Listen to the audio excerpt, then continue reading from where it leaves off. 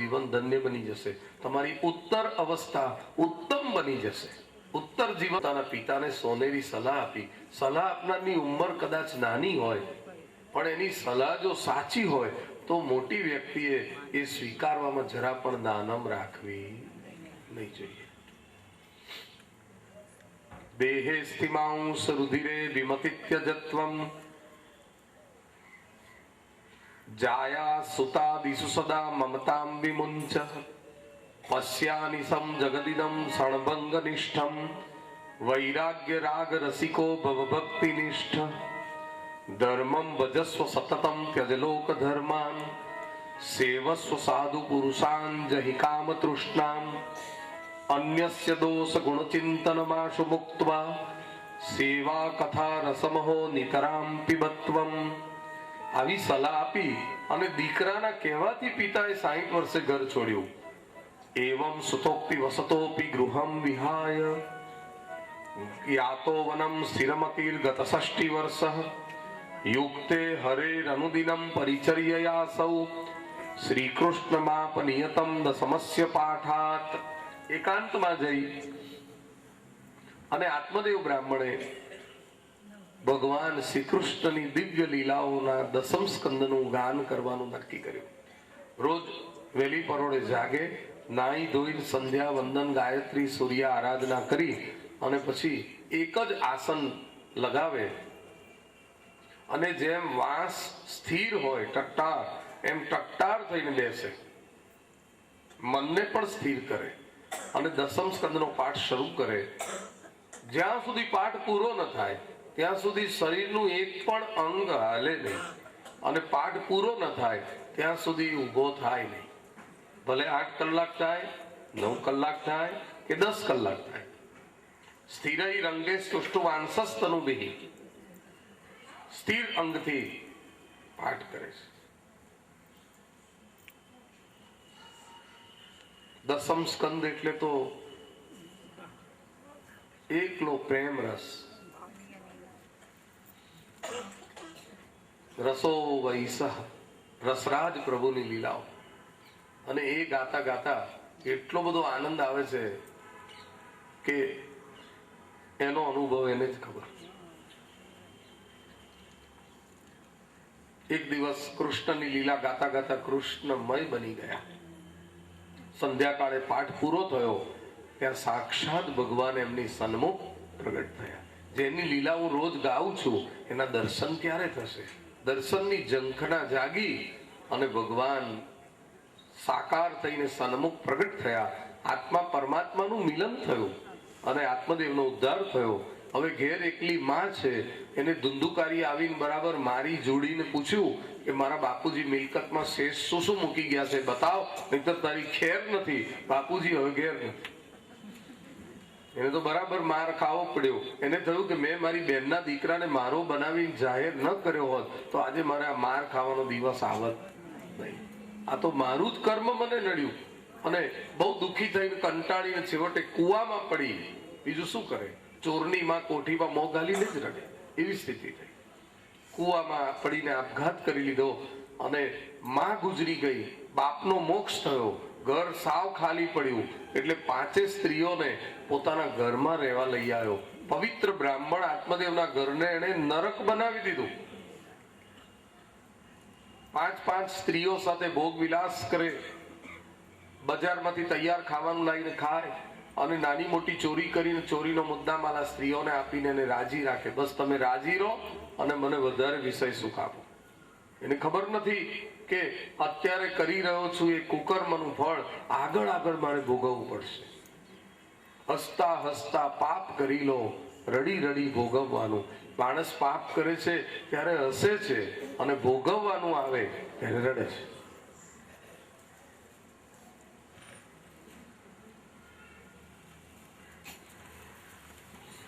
સજા તરત નથી થતી. જબ તક તેરા પુણ્ય હૈ કર લે ગુના 1000.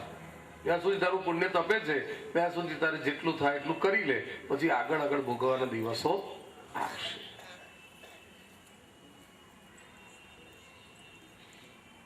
પાંચે સ્ત્રીઓ એનું શોષણ કરી રહી છે આ રીતે. એક દિવસ ગોકર્ણ તો બહારગામ છે અને ધુંધુકારી આ 5 સ્ત્રીઓ સાથે મોજ મસ્તી કરી રહ્યો છે. ત્યાં સ્ત્રીઓને ખુશ કરવા માટે રાજાના ખજાનામાં ચોરી કરવા ગયો. ચોરીમાં હવે એ માહેર થઈ ગયો છે. બહુ મોટી ચોરી કરી લાયો અને દાગીનાના ઢગલા કરી દીધા. સોનાના સેટ, ચાંદીના સેટ, હીરાના સેટ, મોતીના સેટ બધું લાવ્યો અને કહ્યું આ બધું તમારા માટે પહેરો અને બસ મોજ કરો. 5 સ્ત્રીઓ આટલા કિંમતી દાગીના જોઈને ખુશાલ થઈ ગઈ. ધુંધુકારીનો આપણામાં કેટલો બધો પ્રેમ.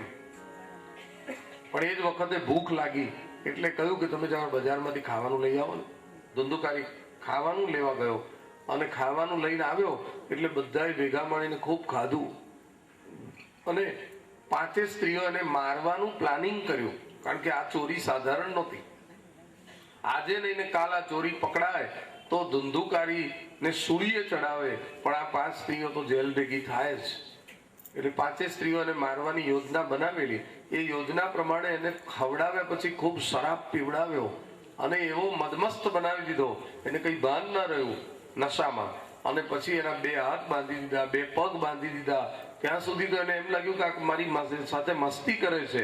પણ જ્યારે એના મોંમાં ડૂચો માર્યો અને પછી એના ગળામાં દોરડું નાખીને 2 બાજુ ખેંચ્યું ત્યારે એને એમ લાગ્યું કે આ મસ્તી ના કહેવાય, આ મારી હસ્તીને મિટાવી દેશે. તરફડિયા મારવા લાગ્યો, ડોળા ફાટવા લાગ્યા, શ્વાસ રૂંધાવા લાગ્યો. બહુ જ દોરડું ખેંચ્યું તો એનો જીવ કોણ જાણે ન નીકળ્યો. એટલે 5 સ્ત્રીઓ ગભરાઈ ગઈ કે આ જીવ તો રહેશે તો આપણને હવે મારી નાખશે. એટલે એને કોઈ પણ રીતે પૂરો કરી જ નાખો, આપણને તો આવા એક કરતા અનેક મળશે. એટલે ઘરની અંદર અંગારા સળગાયા અને સળગતા અંગારાના એના ઉપર ઢગલા કર્યા અને સળગતા અંગારાથી એને બાળી મૂક્યો અને બહુ ત્રાસમાં એનું શરીર છૂટી ગયું. મોંમાંથી ચીસે ના પાડી શકે એવો ડૂચો મારેલો, હાથ પગ બાંધી દીધેલા. 5 સ્ત્રીઓ આજે એના માટે યમદૂત બની ગઈ. જીવ નીકળી ગયો પણ આ અભાગ્યો જીવ જાય ક્યાં? 5 સ્ત્રીઓએ એને ઘરમાં ખાડો કરીને દાટી દીધો અને ઉપર માટી પૂરી અડોશી પડોશીને કહેવા લાગી તમારા ધુંધુકારી બહારથી આવ્યા નથી એટલે અમે એમને ગોતવા જઈએ છે. બધા દાગીના મુદ્દામાન લઈને જતી રહી. 9 દો 11 આ બન્યો પ્રેત અને જ્યાં ત્યાં ભટકવા લાગ્યો. જાત્રામાં ગોકર્ણજીને ગામની એક વ્યક્તિ મળી. એને પૂછ્યું કે આપણા ગામમાં ને ઘેર બધા કુશલ તો છે ને? ત્યારે એ ગામની વ્યક્તિએ કહ્યું કે ના, તમારા બાપુજી છે ને એમને મોક્ષ મળ્યો અને તમારી માતા છે એમણે કૂવો પૂર્યો અને તમારો ભાઈ પ્રેત બનીને જ્યાં ત્યાં ભટકી રહ્યો છે એટલે તમારું ઘર તો આવું રફે દફે થઈ ગયું છે. શું મારી માતાએ આપઘાત કરવો પડ્યો? આ ધુંધુકારીને લીધે. અને ધુંધુકારીને પેલી 5 સ્ત્રીઓએ બરાબર ફસાવીને માર્યો ને ઘરમાં દાટ્યો એટલે પ્રેત બન્યો છે. મારે આ બધાનો ઉદ્ધાર કરવો જોઈએ, મારી ફરજમાં આવે. પોતાની યાત્રા ટૂંકાવી અને ગોકર્ણજી ગયા છે ગયા ક્ષેત્રમાં બિહાર અને ત્યાં જઈ અને પિંડદાન અને તર્પણ વિધિ કરી પોતાનું કર્તવ્ય અદા કરીને ઘેર આવ્યા. ઘરમાં બિસ્તરા પોટલા મૂક્યા અને બહાર એક ખાટલો હતો એમાં ગોદડું ઢાળીને સૂઈ ગયા. અડધી રાત્રે કોઈનો કરુણ રડવાનો અવાજ આવ્યો. અરે જાગેલા ગોકર્ણજીએ પૂછ્યું કોણ છે તું? પણ એ રડનાર બોલી શકતું નથી. પોતાની સાથે પવિત્ર નદીઓનું જળ લાવેલા એ એના ઉપર ભગવત સ્મરણ કરીને છાંટ્યું. એટલે પ્રેત કહેવા લાગ્યો હું તારો ભાઈ ધુંધુકારી, મેં જીવનમાં એટલા બધા પાપ કર્યા કે મારી આજે દુર્ગતિ થઈ અને આ પ્રેત યોનિમાં હું એટલો બધો દુઃખી છું કે મને ખાવાનું દેખાય છે, ભૂખ લાગવા છતાં ખાઈ શકતો નથી. પાણી દેખાય છે, તરસ લાગે છે પણ પી શકતો નથી. મને આવી દુઃખદ યોનિમાંથી તું છોડાવ ભાઈ. અરે પણ મેં તો તારા પ્રેત થવાના સમાચાર સાંભળ્યા પછી ગયાજીમાં જઈ અને શ્રાદ્ધ કર્યું તોય તારો ઉદ્ધાર નથી થયો. તે મારું એક શ્રાદ્ધ કર્યું હશે પણ એવા 100 શ્રાદ્ધ તું કરીશ તો પણ મારો ઉદ્ધાર થવાનો નથી. એની હું ગેરંટી આપું છું. ગયા શ્રાદ્ધ શતે નાપી મુક્તિર મેં ન ભવિષ્યથી. એવા 100 શ્રાદ્ધ થશે તોય મારી મુક્તિ નહીં થાય, કારણ કે એટલા બધા પાપ કર્યા છે મેં.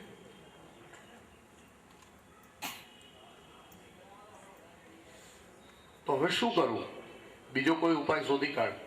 જરૂર શોધીશ, તું રડીશ નહીં, હું તારો ઉદ્ધાર કરીશ. ગોકર્ણજી અનેક વિદ્વાનોને પૂછે છે અને બધા એક જ ઉપાય બતાવે છે, છેલ્લામાં છેલ્લું ગયા શ્રાદ્ધ. એનાથી આગળ કોઈ પિતૃ ઉદ્ધારની વિધિ થતી હોય તો અમે જાણતા નથી. છેવટે એણે નક્કી કર્યું કે હું સૂર્યદેવને પૂછીશ, સૂર્યનારાયણ મને સાચી સલાહ આપશે. રોજ સૂર્યની ઉપાસના કરતો હતો એટલે એણે સૂર્યદેવને વંદન કર્યા અને વિનંતી કરી, હે સૂર્યનારાયણ, મારો ભાઈ ધુંધુકારી પ્રેત બન્યો. મેં ગયાજીમાં જઈને શ્રાદ્ધ કર્યું તો પણ એનો ઉદ્ધાર નથી થયો અને એમ કે છે કે એવા 100 શ્રાદ્ધ થશે તોય ઉદ્ધાર નહીં થાય, તો એના ઉદ્ધારનો કોઈ ઉપાય કરો. તુભ્યમ નમો જગત સાક્ષીન બ્રૂહી મે મુક્તિ હેતુકમ. તમે જગતના સાક્ષી છો, મને મારા ભાઈના ઉદ્ધારનો મુક્તિનો ઉપાય બતાવો. ત્યારે સૂર્યનારાયણ ભગવાને એને સાચી સલાહ આપતા કહ્યું કે જો તારે એનો ઉદ્ધાર કરવો હોય તો એનો રામબાણ ઈલાજ છે શ્રીમદ ભાગવત મહાપુરાણની કથા. શ્રીમદ ભાગવતાન મુક્તિ સપ્તાહમ વચનમ કુરુ. તો શ્રીમદ ભાગવત કથા કર તો એનો ઉદ્ધાર થશે. સૂર્યનારાયણના દિવ્ય વચનો એને સ્વીકારી લીધા. ઇતિ સૂર્ય વચસ સર્વૈ ધર્મ રૂપમ તુ વિશ્રુતમ. ભાગવત કથા કરવાનું નક્કી કર્યું. સૂર્યનારાયણ જે કથાનો સલાહ આપે એ જેવી તેવી હોય. આ 5મા અધ્યાયની કથા છે. અષાઢ સુદ નોમથી પૂનમ ભાગવત કથા કરવાનું પોતે નક્કી કર્યું. ગામના ચોકમાં મંડપ બાંધ્યો, વ્યાસપીઠ બનાવી કથા કરવા બેઠો અને ધુંધુકારીને ખબર છે કે મારો ભાઈ ગોકર્ણ મારા ઉદ્ધાર માટે આ કથા કરી રહ્યો છે, મારે આ કથા સાંભળવી છે.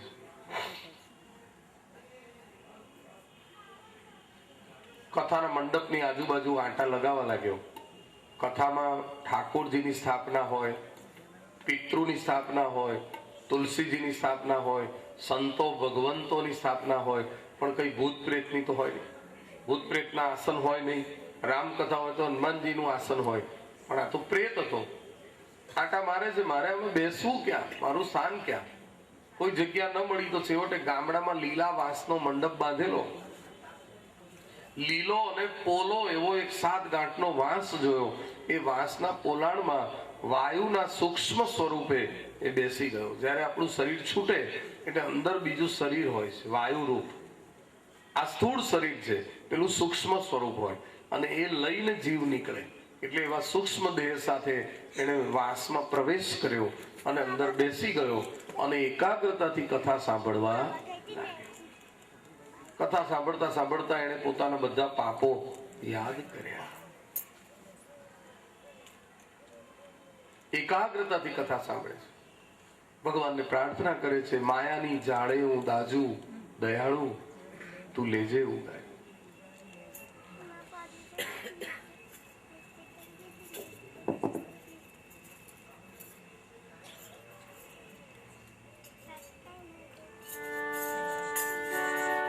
માયાની જાળે હું દાજુ દયાળુ, લેજો ઉગારે. માયાની જાળે હું દાજુ દયાળુ, લેજો ઉગારે.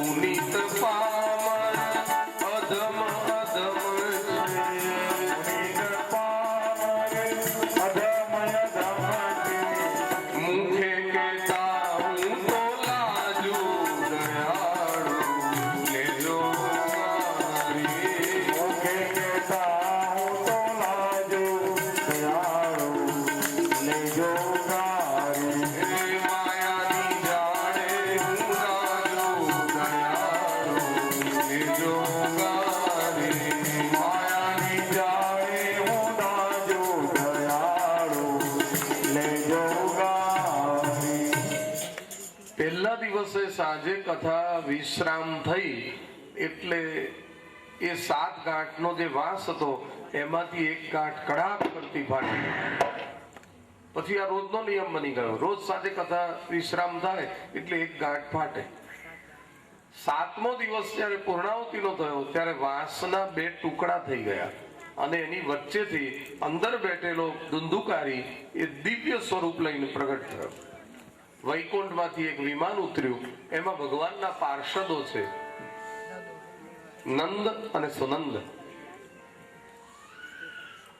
એ કહેવા લાગ્યા કે ધુંધુકારીજી, આ વિમાનમાં આપ બેસી જાઓ, ભગવત ધામમાં આપની રાહ જોવાય છે.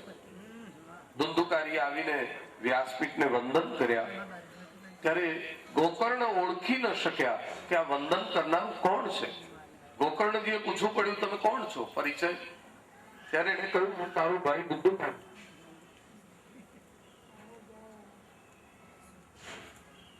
મારો કોઈ તારે ઉદ્ધાર ન હતો, પણ ધન્ય છે આ ભાગવત રૂપી મુક્તિ શાસ્ત્રને કે 7 જ દિવસમાં મારો ઉદ્ધાર.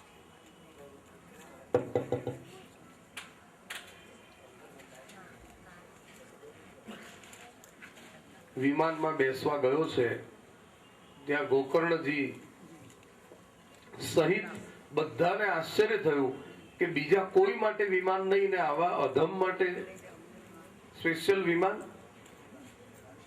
ભગવાનના પાર્ષદોને પૂછવામાં આવ્યું કે ભગવાનને ત્યાં ભેદભાવ ચાલે છે? ભગવાનની દ્રષ્ટિ તો બધા ઉપર સમદ્રષ્ટિ હોય, તો આવી વિષમતા કેમ દેખાય છે? ત્યારે ભગવાનના પાર્ષદો બોલ્યા છે, ભગવાન બધા પ્રત્યે સમદ્રષ્ટિ વાળા જ છે, પણ કોઈ દિવસ લાયકાત વિના અધિકાર પ્રાપ્ત થતો નથી. બધાએ ભલે કથા સાંભળી, પણ ધુંધુકારીથી હેઠ એને એવી કેવી કથા સાંભળી? તો કે છે એને પ્રેત યોનિમાં હતો એટલે વાસમાં એકાગ્રતાથી બેસીને કથા સાંભળી. એ 7 દિવસ કંઈ ખાધું નહીં, કંઈ પીધું નહીં, પ્રેત હતો એટલે એ પણ એનું તપ કહેવાય. બીજું, જે કથા એને સાંભળી, એક દિવસની કથા પૂરી થાય અને બીજા દિવસની કથા શરૂ થાય, એ વચ્ચેના સમયમાં સાંભળેલી કથાનું મનન ચિંતન કર્યું. ઘણા લોકો કથા સાંભળે ખરા, કથામાં પોતે બેસે પણ કથા એની અંદર ન બેસે. એક કાનથી સાંભળે બીજા કાનેથી અને ઉભા થાય એટલે ખંખેરીને ઘેર જાય. હવે એનો અર્થ શું?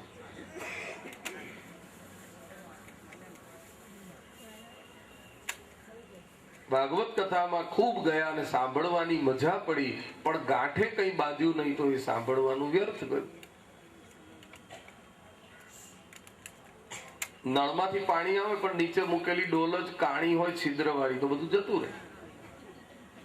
એટલે એને તો એકાગ્રતાથી કથા સાંભળી અને વચ્ચેના સમયમાં એક દિવસે કથા પૂરી થાય, બીજે દિવસ શરૂ થાય, સાંભળેલી કથાનું બધું મનન ચિંતન કર્યું પાછું.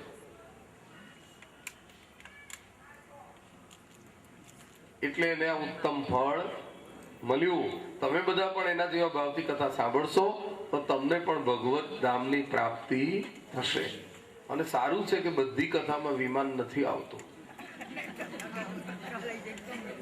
હા, 7મા દિવસે અહીં કોઈ નજીકના મેદાનમાં ઉતરવાનું હોય હેલીપેડ ઉપર, તો કેટલા જણ પૂર્ણાવતી વખતે હાજર હોય? બધાને ખબર છે કથા પૂરી થાય પછી આપણે ઘેર જ જવાનું છે. પણ જો વૈકુંઠ થી વિમાન આવે સ્પેશિયલ તો પણ કોઈ જવા તૈયાર નથી, કારણ કે હજુ બધાને કામ છે. કેટલા બધા હજી તો બોપલમાં પ્લોટ લીધેલા છે. હજુ તો કેટલું બધું પ્લાનિંગ છે.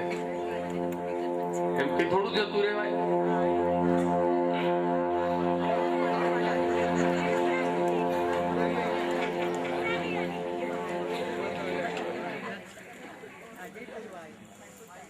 ધુંધુકારી વિમાનમાં બેઠા અને વિમાન વૈકુંઠ ગયું.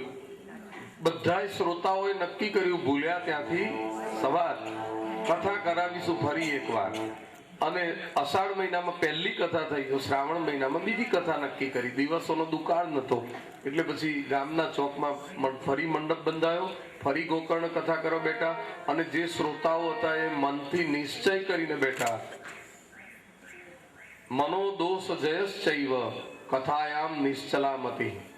મનના બધા દોષોને વશ કર્યા અને નિશ્ચય સાથે કથામાં બેઠા અને ગુરુ વાક્યમાં વિશ્વાસ રાખ્યો. વિશ્વાસ ગુરુ વાક્ય શું સ્વસ્મિન નિંદત્વ ભાવના.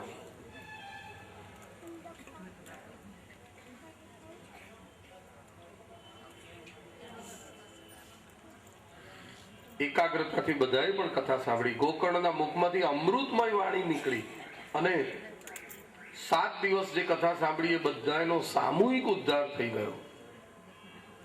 બધાને ભગવત ધામની પ્રાપ્તિ થઈ. ગોકર્ણ પોતે પણ તર્યો અને બધાને પણ તાર્યા. ધન્યવાદ છે એને.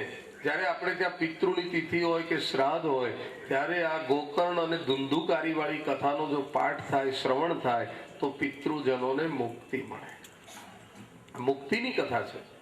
શ્રાદ્ધે પ્રયુક્તમ પિતૃતૃપ્તિ માહવે નિત્યમ સુપાઠાદ પુનર્ભવંચ. નિત્ય પાઠ કરનારને બીજો જન્મ લેવો પડતો નથી. એવું આ કથાનું ફળ બતાવી અને 5-5 અધ્યાયની કથા અહીં પૂરી કરી. અને હવે મહાત્મયનો છેલ્લો 6ઠ્ઠો અધ્યાય, એમાં ભાગવતનું વિધિ વિધાન પ્રગટ કર્યું. કોઈ પણ કાર્ય વિધિપૂર્વક થાય તો એનું યથાર્થ ફળ મળે. એટલે ભાગવતનો પણ વિધિ બતાવ્યો. જ્યારે ભગવાન આપણને ભાગવત કથાની પ્રેરણા કરે ત્યારે સૌ પ્રથમ આપણે એનું બજેટ નક્કી કરીએ છીએ. એને બીજી ભાષામાં ધન રાશિ કહેવાય. એનાથી આખું આયોજન બને કે ભાઈ આ રીતે આયોજન કરવું છે. એનું સ્થળ નક્કી થાય. અને ભાગવતમાં એવો કોઈ નિયમ નથી કે અમુક જ સમયમાં કથા થાય, અમુક જ દિવસોમાં થાય, અમુક જ મહિનામાં થાય. દીનાનામ નિયમો નાસ્તિ સર્વદા શ્રવણમ મતમ. ગોળ જ્યારે ખાવ ત્યારે ગળ્યો જ લાગે. અને જે દિવસે આપણી ગતિ અને મતિ ભગવાન તરફની થાય એ દાડો આપણા માટે દિવાળી. નહીંતર ફાગણ સુદ પૂનમ તો છે જ. દિવાળીનો દાડો જે જન હરિ ગુણ લાગાય, કાળી ચૌદસ પૂરી થતા નવું વર્ષ થાય, જે જન હરિ ગુણ લાગાય. પુનિત મહારાજ કહેતા કે જ્યારે ભક્તિ કરો એ આપણા માટે દિવાળી. રોજ મંદિરમાં મંગળાના દર્શન કરીએ તો રોજ દિવાળી. મારે દિવાળી થઈ આજ. એ તો દિવાળી તો એક જ દિવસ હોય છે. રોજ કેમ વૈષ્ણવ ગાય છે? ભગવાન સન્મુખ આપણે થઈ ગયા એટલે આપણું દિવાળી. અને જો સંસારના વિષયો સન્મુખ થયા તો હોળી. પણ એવી એક માન્યતા છે કે કારતક મહિનો અને ચૈત્ર મહિનો, ભાદરવો મહિનો આ બધા પિતૃના માસ હોય છે. શ્રાવણ મહિનો, અધિક મહિનો, માક્ષર મહિનો એ બધા વિશેષ રૂપે ફળ આપનારા હોય છે. એટલે ઘણા એવી રીતે પસંદગી કરે. બાકી તમે જ્યારે પણ ગોળ ખાવ ત્યારે ગળું જ લાગે એવું નથી. ભાગવત ની પત્રિકા બને અને બધા સ્નેહીજનો, કુટુંબીજનો, સત્સંગીજનો, વૈષ્ણવજનો બધાને એ આપવામાં આવે. અને જેને શ્રદ્ધા છે એને ખાસ તેડાવવામાં આવે. ભાગવતના વ્યાસપીઠ ઉપર જે વક્તા બિરાજે એ વક્તા કેવા હોવા જોઈએ? તો લખ્યું છે વિરક્તો વૈષ્ણવો વિપ્રો. વિરક્ત હોય, વૈષ્ણવ હોય અને વિપ્ર એટલે બ્રાહ્મણ હોય. અને વેદ શાસ્ત્ર વિશુદ્ધિકૃત, વેદ અને શાસ્ત્રમાં નિપુણ હોય. અને અઘરી વાતને પણ સરળ દ્રષ્ટાંતથી સમજાવે એટલે દ્રષ્ટાંત કુશળો, દ્રષ્ટાંત આપવામાં કુશળ હોય, અને ધીરો એટલે ધીર ગંભીર હોય.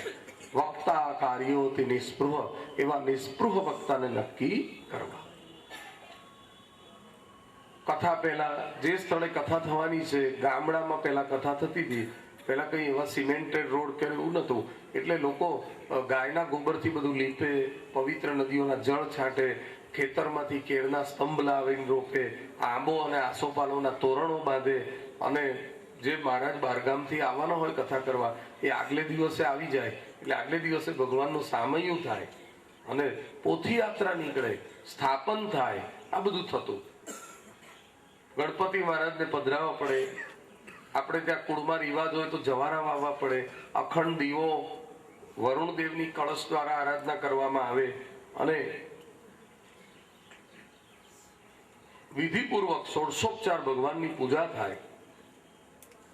કથા વિઘ્ન વિધાતાય ગણનાથમ પ્રપૂજયે, ગણપતિ મહારાજનું રિદ્ધિ સિદ્ધિ સહિત સ્થાપન થાય, અખંડ દીપનું થાય, લક્ષ્મી નારાયણ ભગવાનની સ્થાપના થાય, અને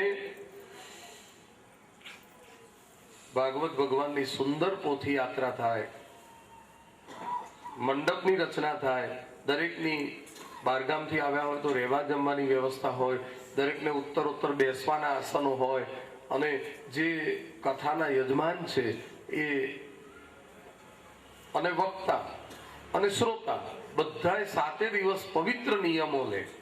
આ 7 દિવસ અમે કોઈ દોષ થાય એવું કામ નહીં કરીએ, કામ ક્રોધ આદિ દુર્ગુણોને ત્યજવા પડે, 7 દિવસ પવિત્ર સાત્વિક અન્ન લેવું પડે. ભાગવતમાં એવું નથી કહ્યું કે ફરાળ કરીને જ કથા ફરજિયાત સાંભળવી, એવું નથી કહ્યું. એનું કારણ કે ઘણાને ફરાળ ના પણ અનુકૂળ આવે શરીરને, પણ એવું કહ્યું છે કે સાત્વિક ભોજન લેવું, જેથી તમને કથા સાંભળવામાં કોઈ વિક્ષેપ ન પડે, અને પવિત્ર અન્ન લેવું અને કથા સાંભળવી. બીજું, કથામાં ખર્ચ કેટલો કરવો એ પણ બતાવ્યું કે આપણે ઘેર લગ્ન લીધા હોય જે ખર્ચ કરીએ વિવાહ સમયે, એટલો ખર્ચ ભાગવતમાં કરી શકાય. 1 થી માંડીને 5 બ્રાહ્મણો પણ બેસાડી શકાય. વર્ણમ પંચ વિપ્રાણામ. આમ તો આ ભાગવતનું માતમ લાખો વર્ષ પહેલા લખાયું હશે પદ્મ પુરાણમાં, એટલે એ વખતે એટલા બધા સખત નિયમો હતા કે 7 દિવસ પતરાળામાં જમવું, 7 દિવસ દાઢી ન કરવી, અજાવત વગેરે ન કરાય, આમ ન થાય, એમ ન થાય, બધા બહુ કડક નિયમો બતાવેલા છે. પરંતુ આપણા સંતો, શાસ્ત્રો અને ઋષિ મુનિઓ એમ કે છે કે દરેક નિયમોને દેશ, કાળ અને સંજોગ જોઈને પાળવા. એમાં જડતા નહીં રાખવી એમ કે, પણ મૂળ શ્રદ્ધાથી કથાનું શ્રવણ કરવું. ભાગવત કથા એટલે શ્રવણ ભક્તિ, સમજ્યા ને? એના જે ષોડશોપચાર રોજ પૂજા થાય, ભાગવતજીનો આદર થાય, આદર સહિત કથા સાંભળવામાં આવે, વક્તા વિવેકથી કથા કરે વ્યાસપીઠ ઉપરથી, અને શ્રોતા શ્રદ્ધાપૂર્વક શ્રવણ કરે તો કથાનું અવશ્ય ફળ મળે. વક્તાએ વ્યાસપીઠ પર બેઠા પછી વિવેકથી કથા કરવાની, એટલે એને ભગવાનની કૃપા, વ્યાસપીઠના આશીર્વાદ મળે. સરસ્વતી દેવી એ વાણીની અધિષ્ઠાતા છે, માટે ભગવદ કથા જ્યારે થતી હોય ત્યારે પવિત્ર વાણીથી થાય. કથાના અનેક પ્રસંગો ધાર્મિક ખૂબ શ્રદ્ધાથી ઉજવાય, ભક્તિભાવથી. જે શ્રોતાઓ કથા સાંભળવા આવ્યા છે એમને તુલસીની માળાઓ વેચવી હોય તો પણ વેચી શકાય. પ્રસાદ તુલસી માળા શ્રોતુભ્યશ્ચાર્થ દીયતામ. બીજું, કથાની સાથે સાથે કથામાં કીર્તન થાય એટલે એનો એક સમન્વય થાય. મૃદંગ તાલ લલિતમ કર્તવ્યમ કીર્તનમ તથા. અને ભાગવત કથાની પૂર્ણાહુતિ થાય ત્યારે બ્રાહ્મણોનો આદર કરવામાં આવે. વસ્ત્રદાન, પાત્રદાન, દક્ષિણાદાન, અને વ્યાસપીઠ ઉપર સોનાનો સિંહ બનાવી એના ઉપર ભાગવતજી પધરાવીને વસ્ત્ર દક્ષિણા સહિત એને બંધન સહિત દાનમાં આપવું. કેમ કે ભાગવતના દાનનો મહિમા.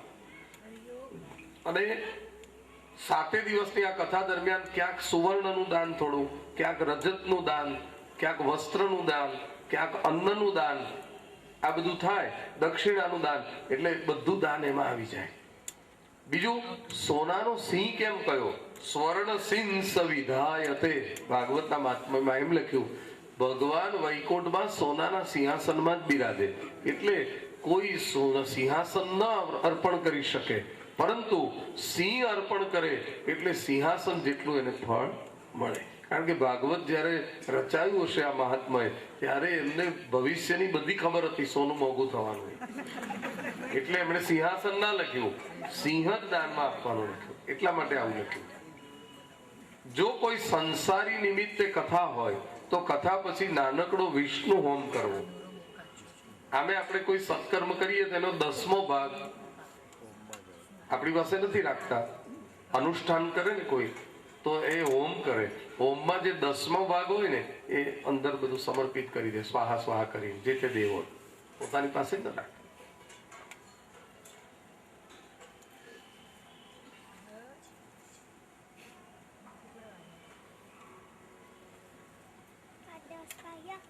અગ્નયે સ્વાહા ઇદમ અગ્નયે ન મમ. આ હું અગ્નિદેવને અર્પણ કરું છું, આ અગ્નિનું છે, ન મમ, મારું નથી. તો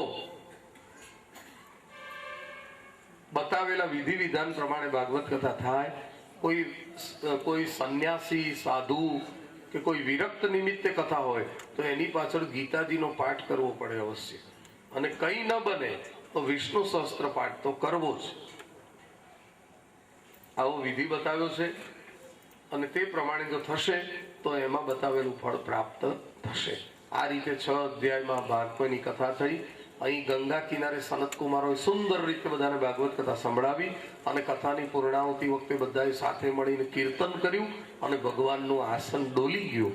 અને કથાના યજમાન કોણ હતા? નારદજી.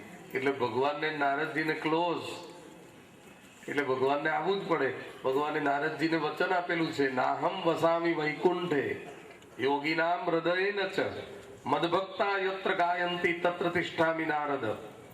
કોઈ ભગવાનને પૂછ્યું હશે, નારદજીએ જ પૂછ્યું હશે કે તમને મળવું હોય તો ક્યાં મળો? તો ભગવાનને કહે મોબાઈલ તો તમે રાખતા નથી, હવે તમને મળવું હોય તો મળવું ક્યાં? તો કે મોબાઈલ નંબર અમે ખોળીએ છીએ ઘણા વખત, પણ હજી સુધી અમને પણ મળ્યો નથી. રોજ ભગવાનને પ્રાર્થના કરીએ છીએ કે તમારો મોબાઈલ નંબર અમને આપો જો હોય તો.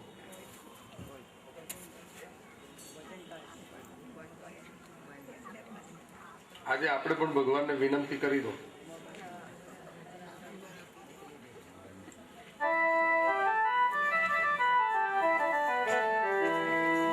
કે રાજા રંગીલા રણછોડ, રાજા રંગીલા રણછોડ, તું તો મારી સાથે બોલ, તું તો મારી સાથે બોલ.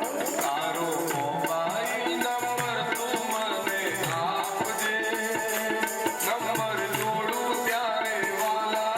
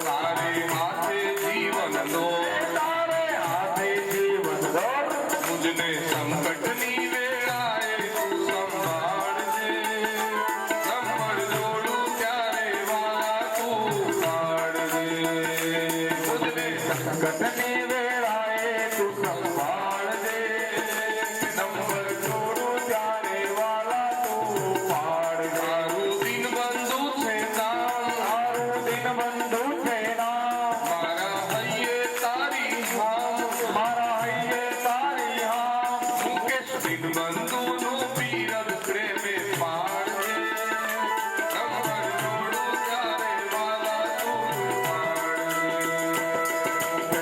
બંધુનો બિરદ પ્રેમે પાડજે, નંબર જોડું ત્યારે વાલા તું પાડજે.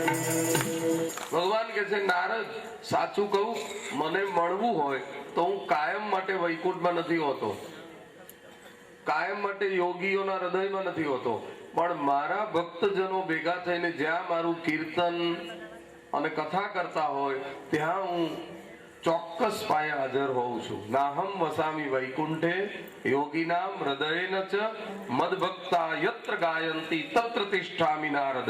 તિષ્ઠામિ આને હું ઊભો ઊભો સાંભળું છું. મારો ભક્ત બેઠો બેઠો કથા કીર્તન કરે તો હું ઊભો ઊભો સાંભળું, અને એ જો નાચે તો હું પાછો એના ઊભો ઊભો વારણા લઉં, અને એ ચાલે તો હું એની પાછળ પાછળ ચાલું, કે જેથી એની ચરણ રજ ઉડીને મારા માથે ક્યાંક પડી જાય તો સારી. ભક્તો જ્યાં જ્યાં ધરતા પાય પ્રભુજી પાછળ પાછળ જાય, ચરણ ધૂલી લેતા જાય, પ્રેમે નાના મોટા ભેદ બધા ભૂલાઈ જતા.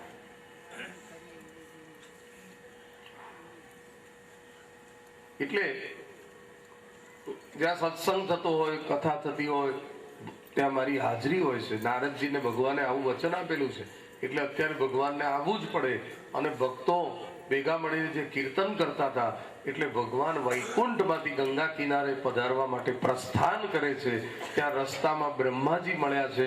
બ્રહ્માજી ભગવાનને પૂછે છે, પ્રભુ આપ અત્યારે ક્યાં પધારશો?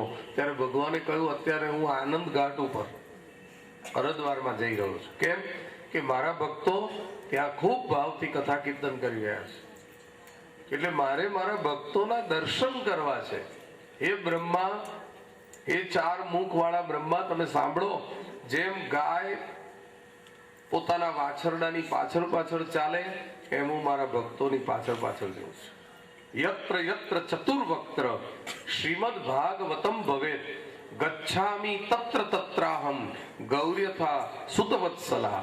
જેમ વાત્સલ્ય મૂર્તિ ગાય પોતાના વાછરડાની પાછળ પાછળ ચાલે, એમ હું જ્યાં સત્સંગ કથા થતા હોય ત્યાં જાઉં છું મારા વૈષ્ણવોની પાછળ. અને ભગવાન ગંગા કિનારે પ્રગટ થયા, અને ભગવાન પ્રગટ થયા એટલે બધા શ્રોતાઓને આનંદ થયો. ગંગા આદિ નદીઓ હતી, પુષ્કર આદિ તીર્થો હતા, મોટા મોટા ઋષિઓ, દિશાઓ, ક્ષેત્રો, વનો, આ બધા હતા. બધાને આજે ભગવાનનો સાક્ષાત્કાર થઈ ગયો.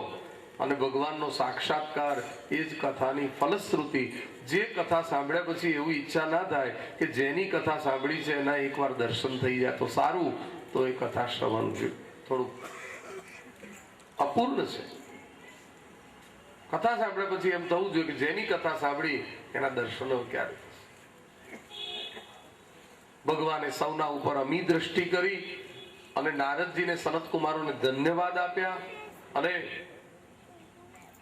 સનત કુમારોને ભગવાને કંઈક માંગવાની આજ્ઞા કરી, એટલે સનત કુમારોએ બધાના વતી એવું માંગ્યું કે જેમ આ કથામાં પધાર્યા એવી રીતે આપના લાડીલા વૈષ્ણવ જ્યાં પણ સાચા ભાવથી કથા કીર્તન કરતા હોય ત્યાં આવી રીતે પધારતા રહેજો. બસ નાગા ગાથાસુ ચ સર્વભક્તૈ રેભિસ્ત્વયા ભાવે મિતિ પ્રયત્નાત. આવું વરદાન ભગવાન પાસે માંગી લીધું. ભગવાન આપણને કઈક માંગવાનું કે તો બીજું શું માંગીશ? અમી ભરેલી નજર્યું રાખો મેવાડના ભગવાન પાસે આવું માગ મહેરબાની, તું તો માગ મહેરબાની, પ્રભુ પાસે જઈને મન્ના તું માગ મહેરબાની.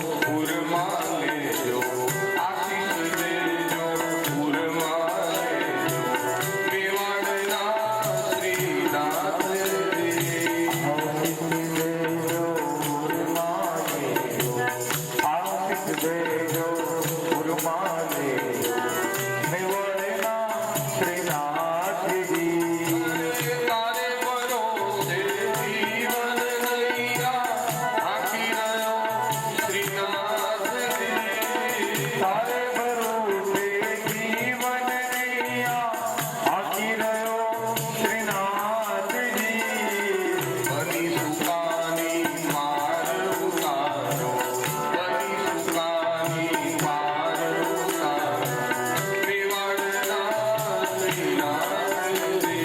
બની સુકાની પાર ઉતાર બની સુકાની પાર ઉતાર મેવાડના શ્રીનાથજી મેવાડના શ્રીનાથજી.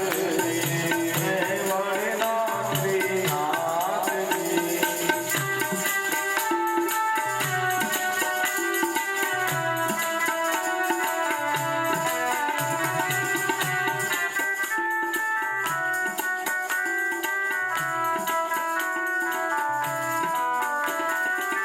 ભક્તો તમારા કરે વિનંતી, સાંભળજો શ્રીનાથજી. ભક્ત તમારા કરે વિનંતી સાંભળજો શ્રીનાથજી નામણીએ વાસ તમારો, મુજ મંતરમાં વાસ તમારો, મેવાડના શ્રીનાથજી.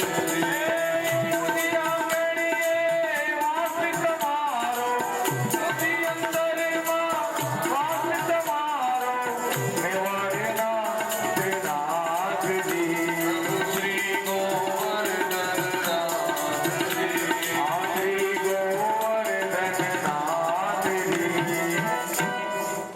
ગિરિરાજ ધરણી ભગવાન અંતર ધ્યાન થયા.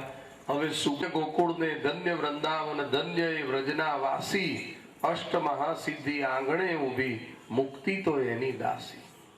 ભરતખંડ ભૂતળમાં જન્મી જેણે હરિગુણ ગાયા, ધન્ય ધન્ય તેના માત પિતાને સફળ કરી એણે કાયા. હરિના જન તો મુક્તિ ન માગે, માગે જન્મ જન્મ અવતાર.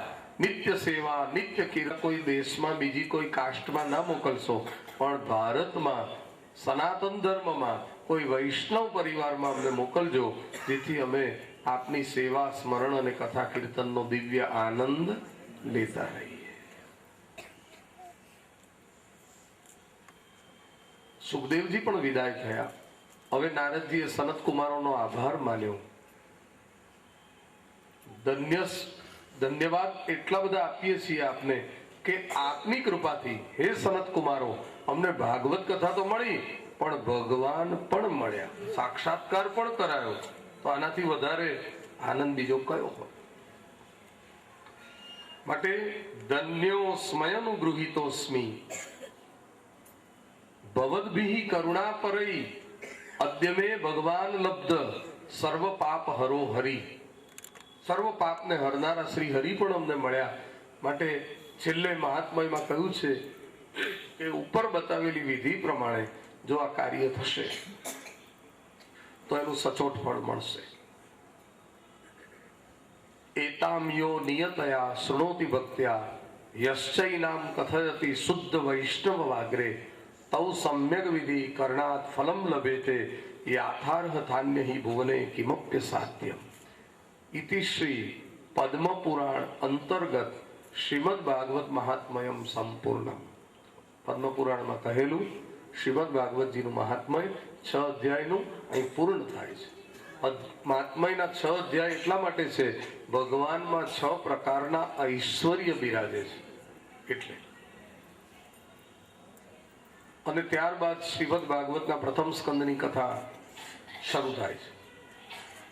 સુતજી મહાત્મય કયા પછી ઋષિ મુનિઓને હવે ભાગવતજીના પ્રથમ સ્કંદની કથા શરૂ કરે છે. કથાની શરૂઆતમાં ભગવાનને વંદન કર્યા છે.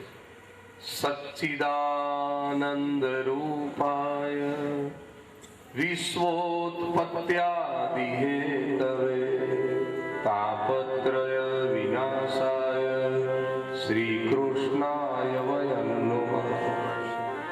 શ્રીમદ ભાગવત પ્રથમ સ્કંદ અથવા મંગલાચરણમ.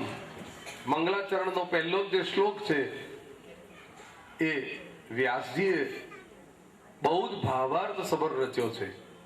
જન્મા જન્માદ્યસ્ય તોન્વયાદિતર્તશ્ચાર્થેષ્વપि જ્ઞસ્વરા તેને બ્રહ્મહૃદાય આદિકવયે મુહ્યન્તિ યત્સૂરય તેજો વારી મૃદામ યથા વિનિમયો યત્ર ત્રિસર્ગો વૃષા ગામના સ્વેન સદા નિરસ્ત કુહકમ. શ્રીનાથજી બાવાનું વિશાળ વક્ષસ્થલ રૂપી હૃદય એ 10મો સ્કંદ.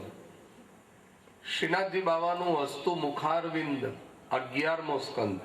અને શ્રીનાથજી બાવાએ ઊંચો કરેલો વામહસ્ત એ 12મો સ્કંદ. તો જમણા ચરણથી માંડી અને શ્રીનાથજી બાવાના ઊંચા હસ્ત સુધીના અંગ ગણો તો 12 અંગના દર્શન થાય છે. એટલે 12 અંગવાળા પરમ પુરુષ શ્રીનાથજીનું વાંગમય સ્વરૂપ એ જ શ્રીમદ ભાગવત મહાપુરાણ. એટલે કહ્યું છે દ્વાદશાંગો વૈ પુરુષ. 12 અંગવાળા પરમ પુરુષ શ્રી ઠાકોરજીનું વાંગમય સ્વરૂપ તે જ શ્રીમદ ભાગવત મહાપુરાણ છે. અને એ મહાપુરાણની આ કથા એના પ્રથમ સ્કંદની અંદર શ્રી વ્યાસ મહર્ષિએ જે મંગલાચરણ કર્યું છે એનો પહેલો શ્લોક બહુ જ ભાવાર્થ ભરેલો છે. જે પરમાત્મા દ્વારા આ જગત ઉત્પન્ન થયું, જન્માદ્યસ્ય તોન્વયા, જગતનો જન્મ થયો, જેનાથી આ જગત બની રહેલું છે, વિદ્યમાન છે, અને જેમની જ ઈચ્છાથી આ જગતનું વિસર્જન પણ થાય છે.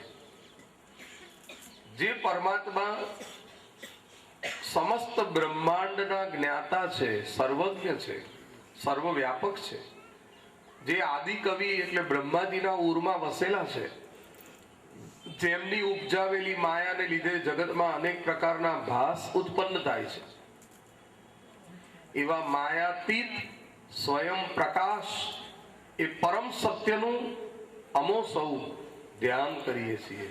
સત્યમ પરમ ધીમહિ, એ પરમ સત્યનું અમો સૌ, ધીમહિ એ બહુવચન શબ્દ છે, અમો સૌ ધ્યાન કરીએ છીએ. એક જ વ્યક્તિ જ્યારે કંઈક બોલતી હોય ત્યારે એક વચનમાં જ બોલે કે હું આમ કરું છું, એવું ના બોલે કે અમે આમ કરીએ છીએ. તો બહુવચનમાં કેમ બોલ્યા?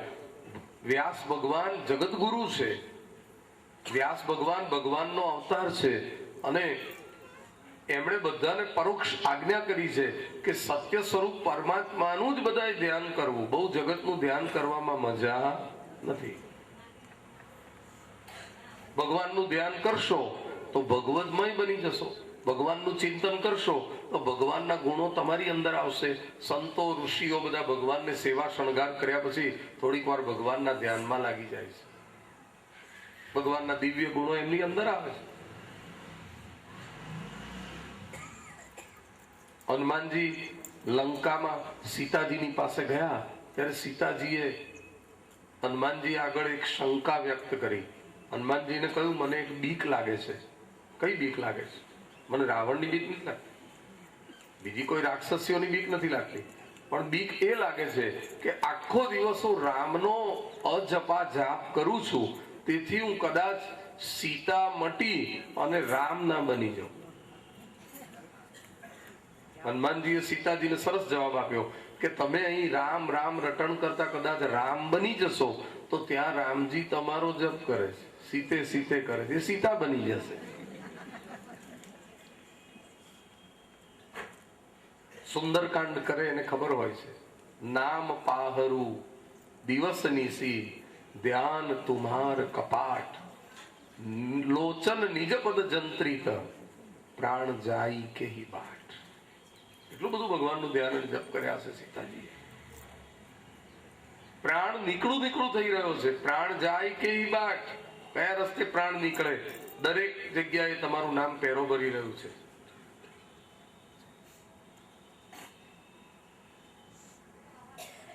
ભગવાનનું ધ્યાન કરશો તો ભગવાનના ગુણ આવશે તમારી અંદર.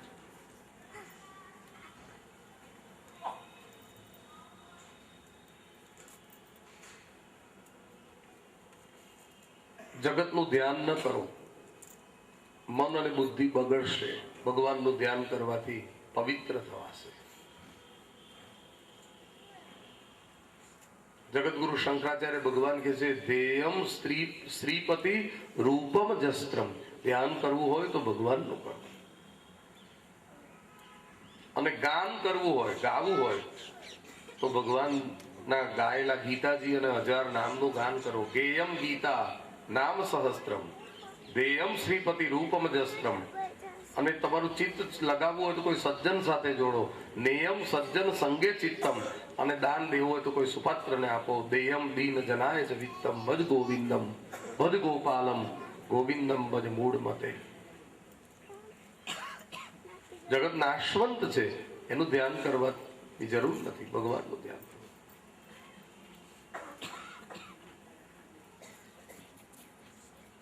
બીજું પરમ સત્યનું ધ્યાન લખ્યું. અહીં રામ ના લખ્યું, કૃષ્ણ ના લખ્યું, વિષ્ણુ ના લખ્યું, નારાયણ ના લખ્યું, પણ પરમ સત્ય એટલા માટે લખ્યું કે ભગવાન એક જ છે અને એ જ સત્ય છે, બ્રહ્મ સત્ય છે, જગત મિથ્યા છે. એટલે બીજું કોઈ નામ લખવાનું એમને યોગ્ય ન લાગ્યું. અહીં નામ તો આપણે જુદા જુદા નામથી ભગવાનને ઓળખીએ છીએ, બાકી ભગવાન તો પોતે એક જ છે. ઘઉંનો લોટ તમારા ઘરમાં છે, એમાંથી તમે જેવી વાનગી બનાવો એ વાનગીથી એ લોટને ઓળખો છો, પણ મૂળ વાત કેમ ભૂલી જાઓ છો કે ઘઉંનો લોટ? આને શક્કરપારા જ કહેવાય, આને તો માલપુઆ જ કહેવાય, આને તો શીરો જ કહેવાય, આને તો લાડુ જ કહેવાય, પણ લોટ કયો મૂળ અંદર? હા, અંગ ઉપર દાગીના પહેર્યા હોય આને લકી જ કહેવાય, આને વીંટી જ કહેવાય, આને બંગડી જ કહેવાય, પણ ભૂલી કેમ જાઓ છો? અંદર સોનું તો એક છે ને તત્વથી. એમ ભગવાનના નામ જુદા, રૂપ જુદા, લીલા જુદી, ધામ જુદા, પણ ભગવાન તો એક જ. નામ રૂપ વિવિધે ન, એ બધું જુદું જુદું છે, ભગવાન તો એક છે. અખિલ બ્રહ્માંડમાં એક તું શ્રી હરિ જુજવે રૂપે અનંત બાસે. ઘાટ ગડિયા પછી નામ રૂપ જુજવા, અંતે તો હેમનું હેમ હોય.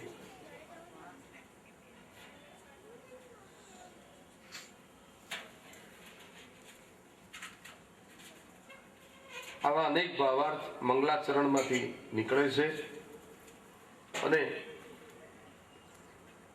ત્યારબાદ પ્રસ્તાવના કરી છે. કોઈ લેખક કંઈ પણ લખે એટલે એની પ્રસ્તાવના પણ કરે.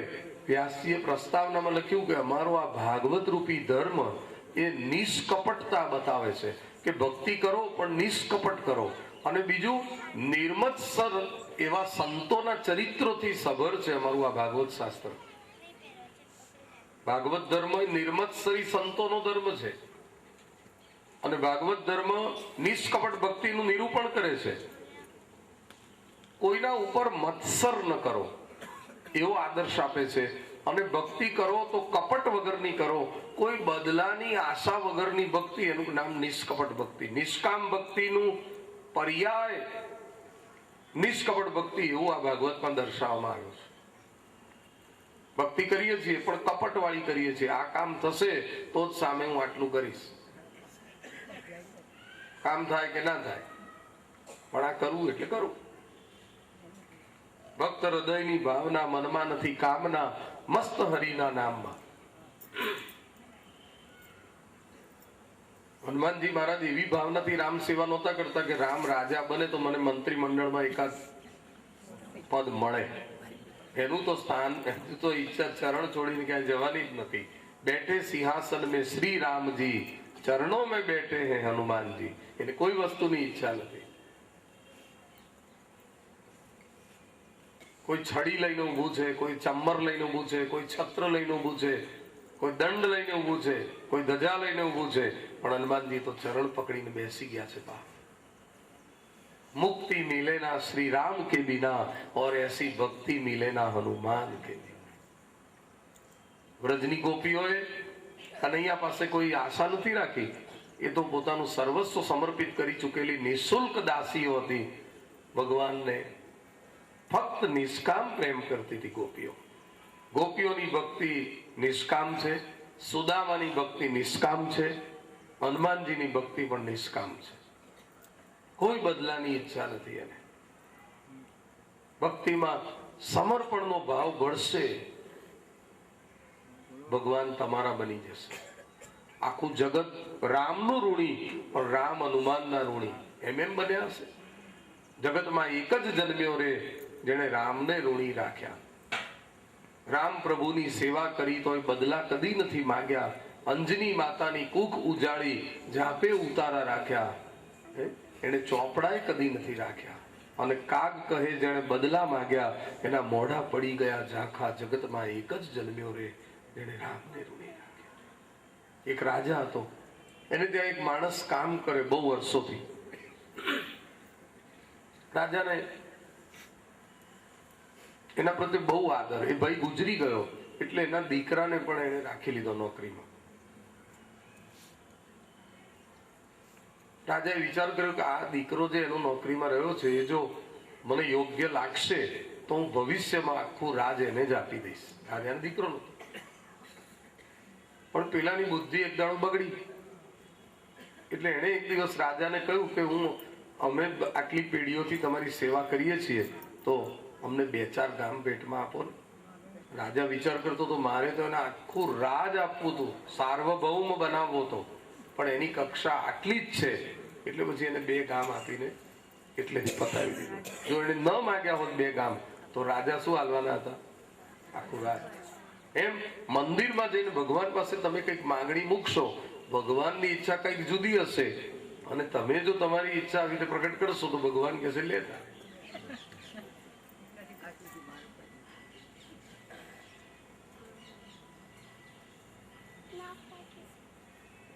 મંદિરમાં જઈને ભગવાન પાસે લૌકિક ભૌતિક વસ્તુ ન માંગવી એવું સંતો ભક્તો કહે છે. કારણ કે ભગવાનને તમારી બધી ખબર છે. એક બાજુ ભગવાન તમે અંતર્યામી કહો છો અને બીજી બાજુ તમે એની આગળ રોજ નવું લિસ્ટ મૂકો છો. ભગવાન સમજી જાય છે મંદિરની બહાર પગથિયામાં માંગવા બેઠા છે નાના ભિખારી છે, અને અંદર જે આવે છે મોટા કક્ષાના ભિખારી. દેખો ભિખારી આયા દાતા તેરી ગલી મેં.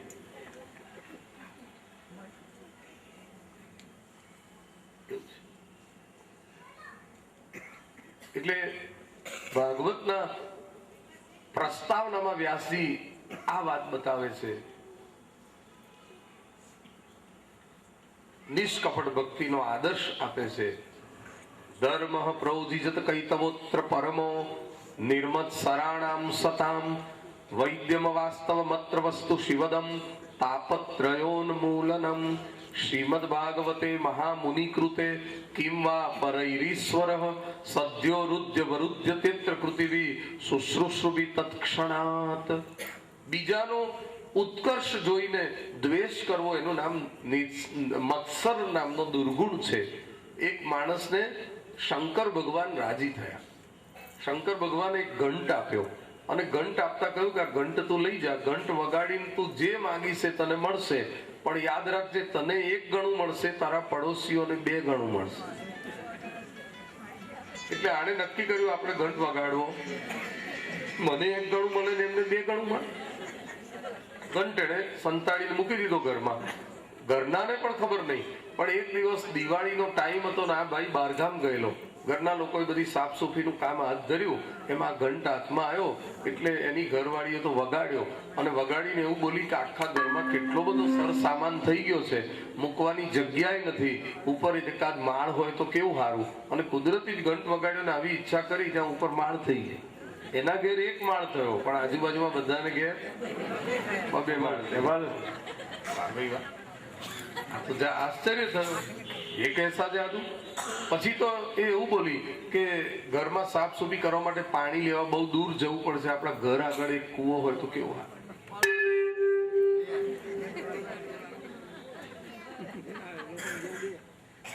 એના ઘર આગળ એક જ કૂવો થયો, પણ દરેકના